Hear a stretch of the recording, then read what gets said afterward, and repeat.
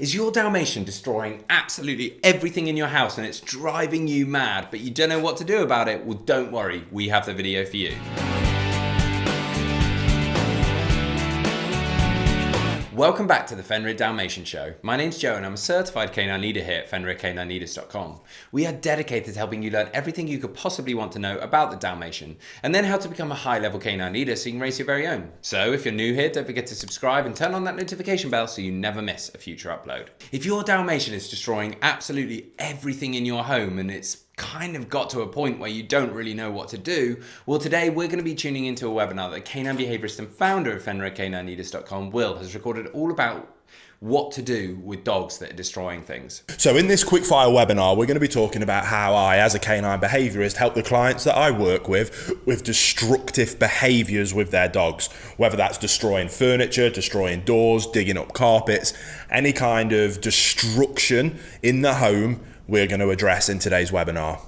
So let's dive into it. And when it comes to destructive behaviors, it's a little bit different from many of the other common behaviors. As a behaviorist, if that's something that you're interested in working towards in the future, you're going to address. And that as myself, it's very different from, say, a behavior like extreme aggression or extreme reactivity, where you're there in the heat of the moment and you can implement a strategy or a behavior modification program or intervention there and then and address the issue and deal with it.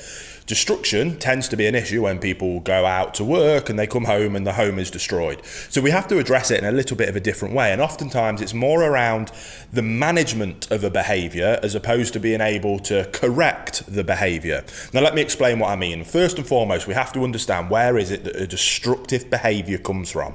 Now in my experience of losing count of the amount of cases I've helped people with this with, it tends to come from one of two places. By far though, the most common is simply pent up frustration in terms of a lack of outlet for physical and mental stimulation requirements. What that basically means is you are not doing enough exercise with your dog.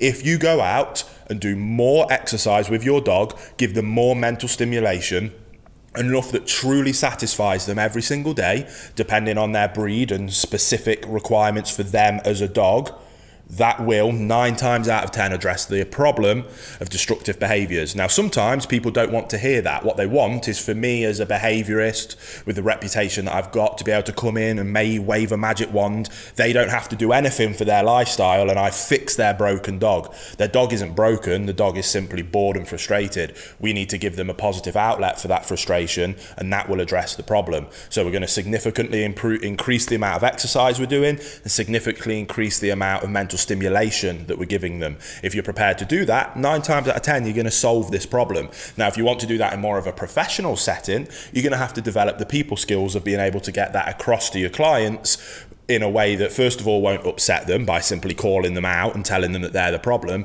but helping them see that that's the case and helping them come up with a process and a program of how it is that they can quickly and efficiently be able to provide additional exercise and mental stimulation. And that's where you can develop different strategies around quick fire ways of exercising dogs, quick fire ways of providing more mental stimulation for them.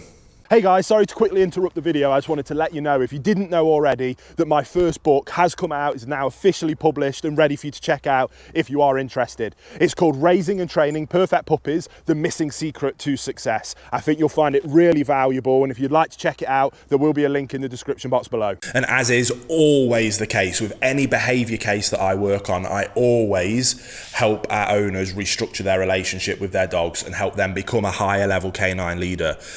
When it comes to working with specific behavior problems, the behavior problem that an owner will come to me with, maybe it's the problem that you're dealing with yourself. Maybe, again, you want to be considering moving into this as a profession. So someone might come to you with is what we call the micro issue. That is the symptom that we're seeing, and that is what the owner will want addressing. And it is our responsibility to help them do that. Here at Fenrir, the reason we're able to have such large levels of success is because not only do we help them with those micro issues, issues, but we put so much time and effort into fixing what we call the macro problem, the umbrella issue. And that is always around relationship with your dog, around the owners becoming a higher level canine leader that has a dog that will look up to them for guidance and direction. If we can achieve that, that opens up an incredible pathway of communication between themselves and the dog, which then allows us to teach them the things that we do want and the things that we don't want from them. Now, in terms of destructive behavior being the micro issue, it's one of the few behaviors where addressing that at a macro level might not necessarily be what they're looking for in the micro fix. It doesn't mean it's helpful, it's incredibly helpful. So I highly suggest that you go and do that, because that will address any other possible problems that will come up in the future. So this could be an excellent opportunity to either help yourself, if you're watching this from that perspective, or to help a client be able to go to that next level, and that will just make them happier and their dogs happier in the rest of their life. But when it comes to destructive behaviors in particular, because they usually happen when you're not there, the only real way that restructuring that relation helps is with anxiety. Now, like I say, destructive behaviors, vast majority of the time, comes from a lack of physical and mental exercise. If it's not that and the behaviors still continue, then oftentimes it comes from a place of anxiety. The dog is stressed and anxious. That anxiety tends to come, usually all of the time, comes from a lack of leadership. If a dog has a calm, consistent leader in its life that it trusts implicitly, they have no reason to be anxious. Then, as long as they're getting plenty of exercise, they'll happily relax and calm down. That's why we focus on those two things first. Then on top of that, or why we're going through that process, because to restructure that relationship, we use our bootcamp process. Again, if you're interested, the online version of that is down in the description box below, but we go through that process, but nothing happens overnight, and that can take some time. Now, like I say, that will 9 times out of 10, even more so 99 times out of 100, will address this issue. If it doesn't, or while we're going through that process, we simply use a methodology of managing the behavior. Stop setting your dog up to fail. To set our dogs up for success with destructive behaviors, it's simply about managing the environment, ensuring that there's not things in their environment that they can destroy. To do that, the easiest way is to crate train or pen train our dogs. Let me start by saying that it is not cruel whatsoever. If you get a dog and stuff it in a crate that's never been in there before, you're a poor leader, the dog is already anxious, you're not giving it enough exercise as it is, so it's already got pent up frustration, physically, mentally, and on top of that, anxiety from a lack of leadership. Then you leave them in there for 10 hours, then we've got a problem. But that's not necessarily the crate's fault. Again, that's a macro problem that we need to address. If you are a calm, consistent leader, providing your dog with plenty of exercise and leaving them in a crate for an appropriate amount of time, 3 to 4 hours at a time, before letting them out for an additional bit of exercise before going back in, then there is absolutely nothing wrong with using a crate, and a dog will love it. Dogs are denning animals. I like to cover crates with a big towel or blanket to make it nice and dark, put a nice bed in there so it's nice and cozy. Nobody else can ever go in that crate. That's the dog's special, safe, calm place for them to go, take themselves away and relax. That is what we're looking at achieving, and that's what we're looking at doing. To help with destructive behaviors, if we can get the dog to learn to love their crate, which is very easy if we follow that basic methodology, we leave them in there with a frozen Kong, get a Kong toy, stuff it full of some meat pate, chuck it in the freezer.